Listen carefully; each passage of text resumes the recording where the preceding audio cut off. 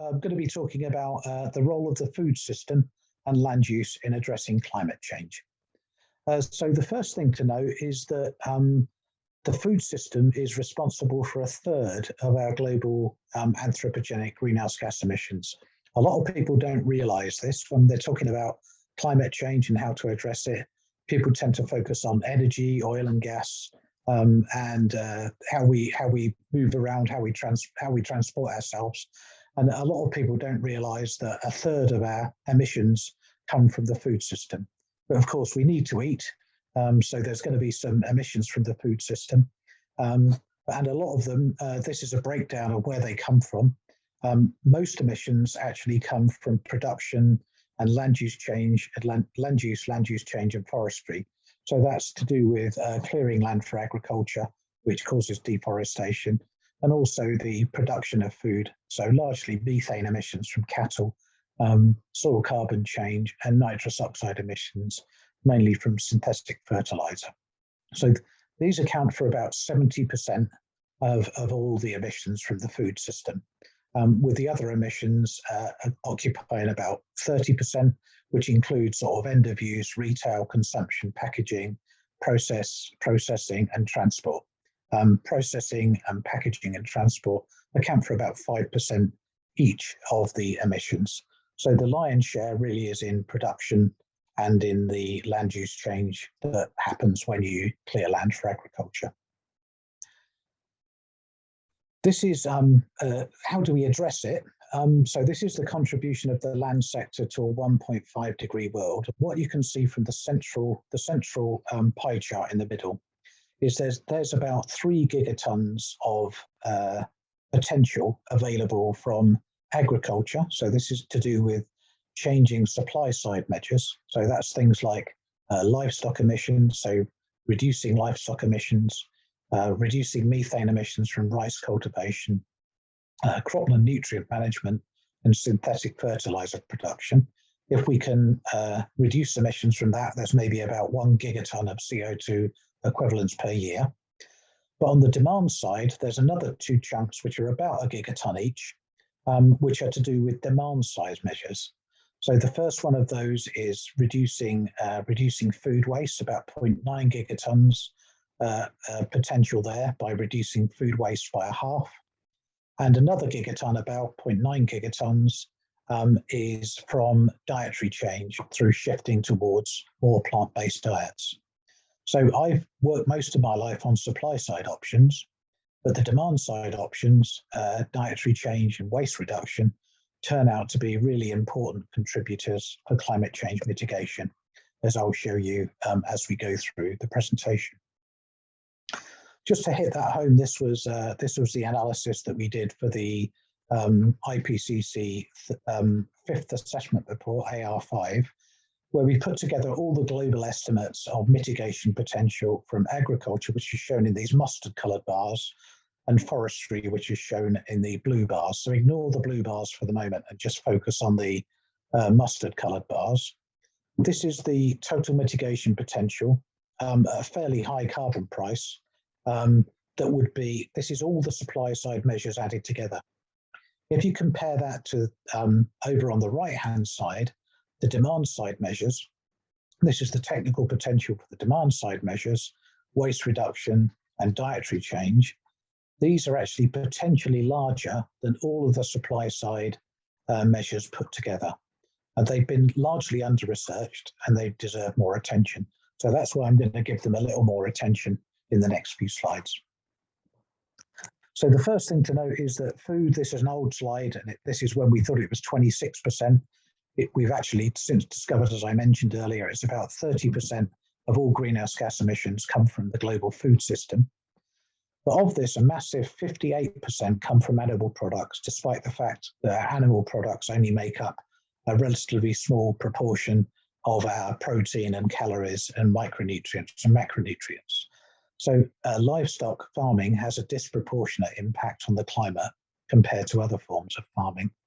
And if we break that down further, of that 58% that come from animal products, about 50% of those alone come from ruminant meat, so just beef and lamb. So the Committee on Climate Change, the committee that advises the government on what it needs to do to get to net zero, advises that we need to cut meat and dairy consumption by at least 20% and reduce food waste by 20%. And they've since upped their targets for these changes if we're to hit our net zero targets by 2050 or 2045 in Scotland. And the reason ruminant meat has such a large impact on greenhouse gas emissions is because of enteric methane emissions. So that's basically ruminants incompletely digesting food anaerobically, and they belch out methane, which is a very potent greenhouse gas. So this shows the greenhouse gas emissions per kilogram of product. So you can see the ruminant meats are up here in pink over on the right-hand side, and the plant-based products are over here on the right. Sorry, that was on the left-hand side, and the plant-based products are in blue on the right-hand side. So ruminant meat has a climate impact that's 10 to 100 times greater than plant-based foods. So I often explore this with students and say, what do you think the difference is? And they say maybe 10%. And then eventually somebody says 100%, but it's not even in percentage. It's 10 to 100 times greater impact. So if we can shift diets or proportions of our diets from this side of the graph, shown in position A, towards position B, to eat more plant-based foods and less livestock-based products, we could have a significant impact on reducing greenhouse gas emissions. This was a study, a big meta-analysis of the greenhouse gas impacts of different diets. And as you'd expect, the vegan diet has much lower greenhouse gas emissions compared to regular diets, with emissions about 40 to 50% less than regular diets, closely followed by vegetarian diets. But even reduced meat diets, such as the Mediterranean diet and reduced meats diets, have some impact on reducing greenhouse gas emissions. So whilst it's great if people decide to become vegans, you don't have to become a vegan or a vegetarian to make a difference. All reductions in meat and dairy consumption deliver climate benefits.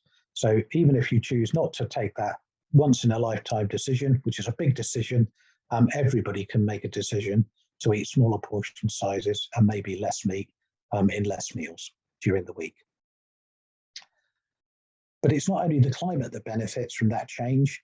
If we look at the impact on, I've shown you the impact on climate change, about 100 times greater for ruminant meats compared to plant-based products.